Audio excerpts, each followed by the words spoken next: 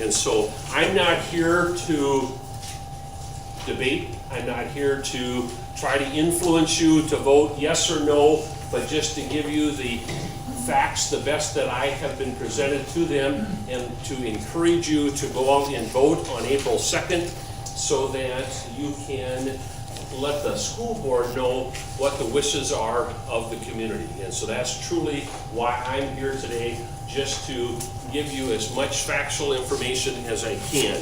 And so if you go through the handout that I just gave you, the first page, it talks a little bit about the background, the timeline process, and there's just a couple dates on there that I bring to your attention. The first one is in 2012. In 2012, the school board approved their 25-year capital outlay plan, or 25-year facilities plan, and in that plan, they identified work at Jackson Elementary and the high school as the top two priorities, okay? And so that was in 2012, and so it's not a new concept, and they were the top priorities listed at that point in time. If you go down to the bottom, 2019, in January, the board voted to put the referendum on the ballot, and the last one is April 2nd. 3 weeks from yesterday is the election date, and that's when the referendum will be decided, as well as the school board election. And we have 3 candidates running for 2 positions, and I see one of our candidates is here today. And so the second page is the actual question, as you will see it on the referendum or on the ballot, and it is a ask for $47 million. It is word for word the way it'll be on your ballot on the 2nd. I bring this to your attention. The last part of that talks about what the money will be used for.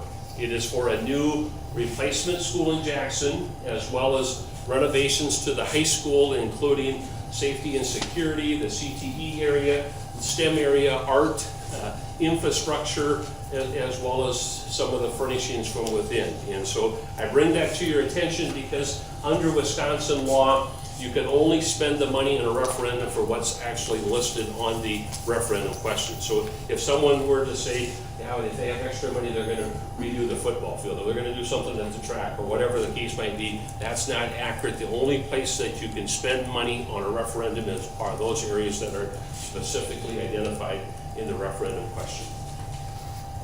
If you go to the next page, it talks about the need, or why the board chose to go to referendum. And so they identified several things as reasons for the referendum, especially identified in Jackson. There's lack of a safe and secure entrance. Facility requirements do not meet ADA accessibility. There's poor traffic flow for drop-off and pickup. If you're familiar with Jackson, the school is right on Jackson Drive, and the bus traffic, the pickup drop-off is right on the main area.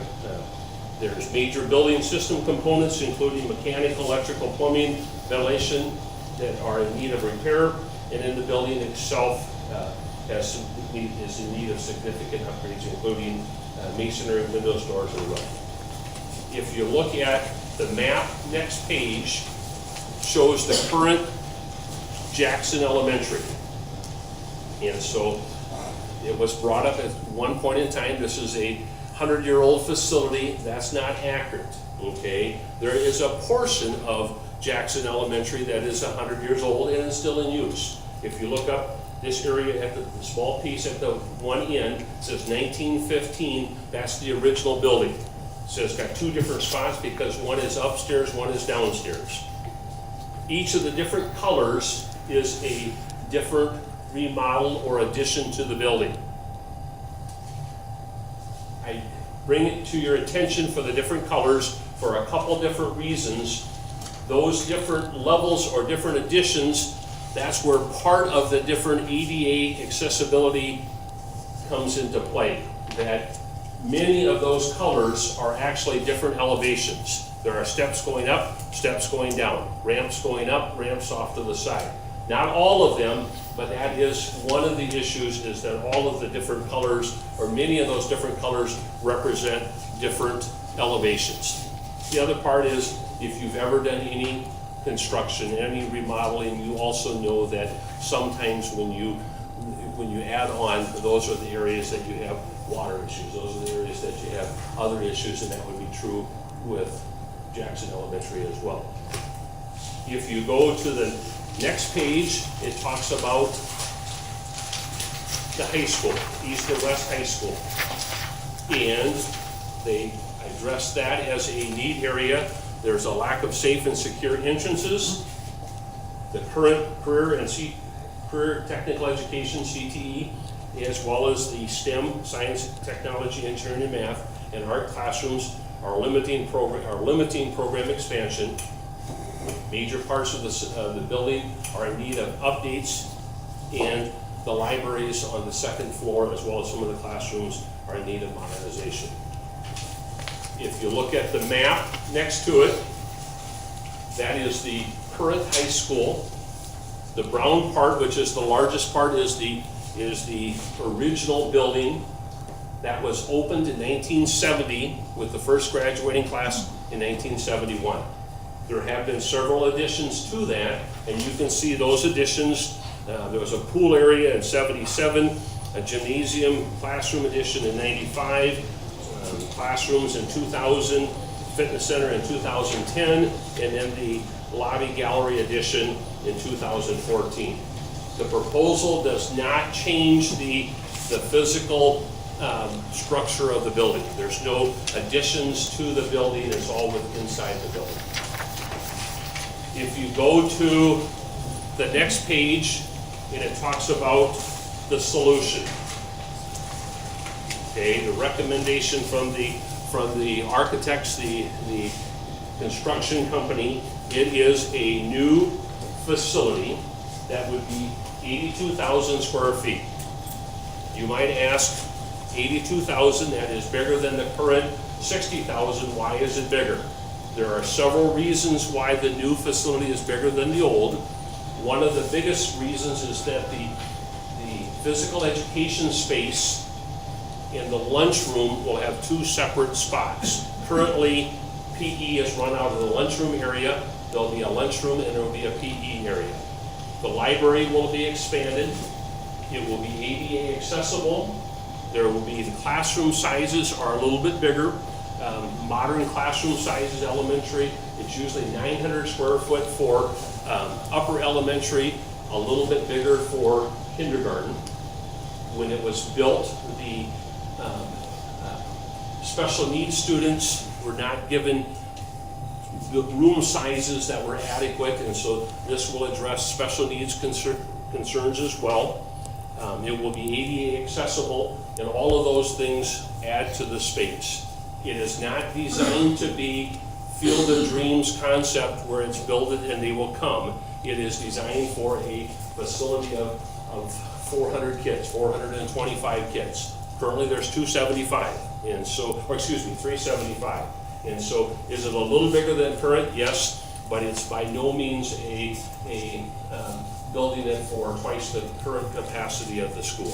Did you just have recent enrollment? Because I was on the tour last week and they said 361. Oh, actually, I said 375. I think it's actually. He said 366 today at the Jackson meeting. 366 as of today. 366 as of today. Classrooms will meet current educational trends, include better traffic flow, separation from pedestrians, buses with drop-off and additions will be more energy efficient and include a separate gymnasium and cafeteria. If you look at the next page, it's the map, and the map shows where the new facility will be built. It is in Jackson, close to where the current community center is located. This building currently is looking at it as a one-story facility. That hasn't been determined yet, but it is, this is what the proposal is, as a one-story facility, with the idea that if there is need for expansion, there is room for expansion on the sides. Part of the reason for one story as opposed to two, in elementary schools, kindergarten and first grade are not allowed or recommended to ever be on the second floor. They're supposed to be on the main level, and so that it just gives you more options going that direction. If you go to the high school, the solution, what they're proposing is new enhanced safety and security features, new front entrance to the building. So if you were to look at the current high school and you looked at Decorah Street, the towers, that will be the main entrance to the building, is going through the towers at Decorah. Included with the new front entrance, there will be new camera system, sprinkler system where applicable or where appropriate, new doors and locks where appropriate, as many safety upgrades as possible. It will, they'll relocate the main visitor and entrance part, the security improvements. They will update and expand our current CTE, STEM, and art room areas, upgrade building infrastructure that will have useful life throughout many areas of the building, renovate and modernize the existing high school library. Part of the high school still has T12 fluorescent bulbs in the building, and if you know, if your electrical minded T12s are very energy inefficient, they're actually even getting difficult to find because they just aren't on the market anymore. So wherever possible, they will be replaced with LED lighting. The high school solution is on the map. It's got the 1s and the 2s. The 1 will be the new main entrance. If you looked at the top where it says the solution, that would be Decorah, the street, so everything will face the north. The new main entrance will be at 1. Right behind 1 will be the offices, so that when you come into the building, you go through the offices to get into the building. If you've ever been to Silverbrook or Badger, once you get into the building, you have to, the lobby, the vestibule, and then you go into the office, and then from the office, then you go into the actual building after you check in. 2s, the 2 areas will be upgrading the STEM, CTE, and art room areas. The light pink and the dotted areas are where we're going to do additional infrastructure wherever possible. HVAC, the sewer system, the main sewer line will be number 1 priority if wherever possible, as well as water lines, and then LED lighting in that area as well. If you go to the next page, it shows the second story of the high school. In the old, it's got the 2 3s.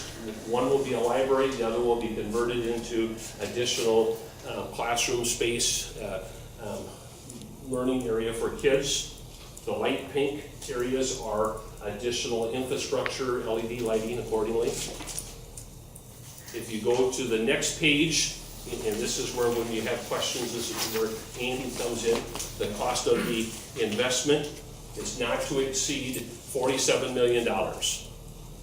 New elementary school anticipated at $24,500,000 or $24,400,000. The east and west high school additions are $25,500,000 for a total project cost of $49,900,000. We said the referendum is for $47 million. There's $2.9 million in the Jackson Fund that had been saved for the last, since 2014 for the purpose of a new school. And so some of the money will come from that fund rather than from the referendum. So 49.9 minus the 2.9 has a total of $47 million.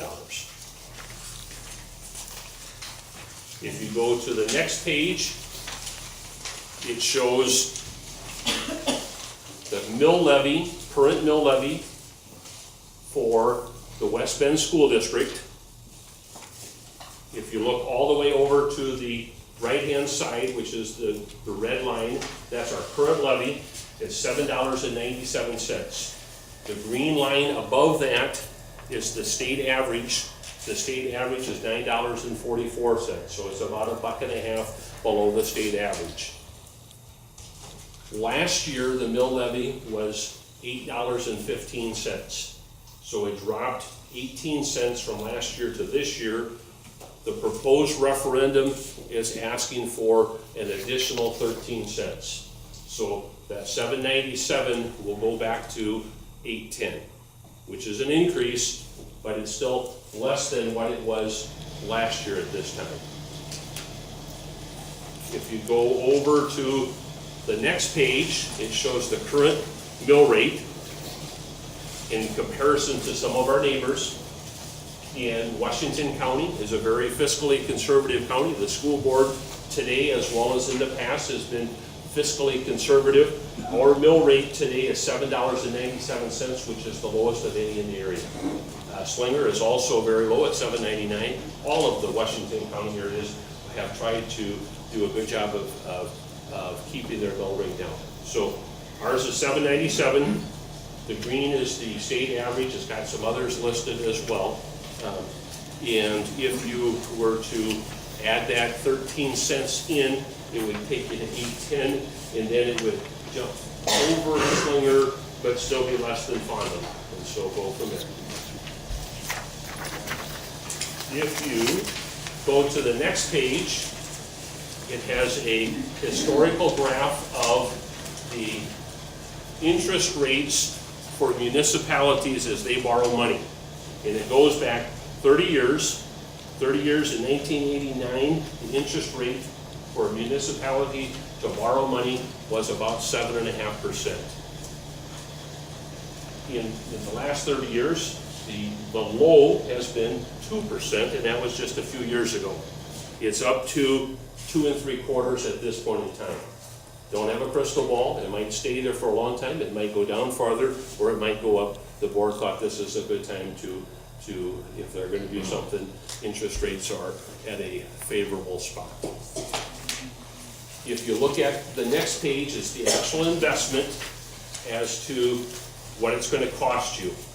So a $47 million bond, which is what the referendum is asking for, has also, just like when you buy a house, you have principal and you have interest. The same would be true when the district borrows money for a new school. You have principal, you have interest. The proposed interest is $27 million. So $27 million is certainly, that's a lot of money, no question. That's over 19 years, and that's based on a 4.25% borrowing rate. If you went back to the page before, and it talks about the current bond rate, I said that currently municipalities are at 2.75. The district, when they chose to come up with the numbers, the estimation, it is based on 4.25, because they didn't want to say 2.25 and have it be 3.25. They didn't want to say 3 and have it be 4, so they purposely set it a little higher than what we hope it comes in at. For every 1% that it drops, that is a reduction of $7 million. So this is based on 4.25% interest. If it came in at 3.25, that would take $7 million off of the interest rate. Okay, so then it would drop to 20 million rather than 27. The cost in terms of your pocket is 13 cents per 1,000 increase. So if you have a $100,000 house, your taxes for the referendum will go up $13. If you have a $300,000 house, your taxes for the referendum will go up $39. If you want to have the very specific numbers, there's a calculator on the district's website. So if you have a $428,000 valued house, you can plug in 428 and it'll tell you exactly what it will go up. Questions that I have received as I have done these presentations, one was when would construction start, when would everything be completed? If the referendum were to pass, it will take until late fall, sometime this fall, in order to have the architects come up with plans, the community to have an opportunity to review those plans, the board to finalize the plans, to come up with the bid sheets. We would anticipate going to bid sometime in late December, early January, with the idea that we would accept bids or reject them based on where they came in at. By March, break ground in late March, early April. The Jackson Elementary School would be completed by the fall of '21. So it'll take 2 summers to complete the building. The high school, the same scenario, that the majority of the work in the high school will be completed during the summer months. There might be some things that we can do during the winter months as well, but for the most part, it would happen during the summer months, and the building would be completed prior to school starting in '21. I believe the last slide that I have regards to the building concept. There are several different ways to build a building. In the old days, you used to do what was called a design. You would bid it and you would build it, okay? So you would have one general contractor. He would get there would only be one contract from the school. That contractor would go to a general contractor. He or that company would do all of the subcontracts. In a design bid concept, you'll have one company that oversees the project, but will potentially have 35, 45, whatever bid packages per building, so that it provides significantly better opportunity for Washington County contractors to be involved. Not that they're guaranteed that they would get a bid, but it's much easier for them to participate in the program based on this concept rather than the old-fashioned design bid build.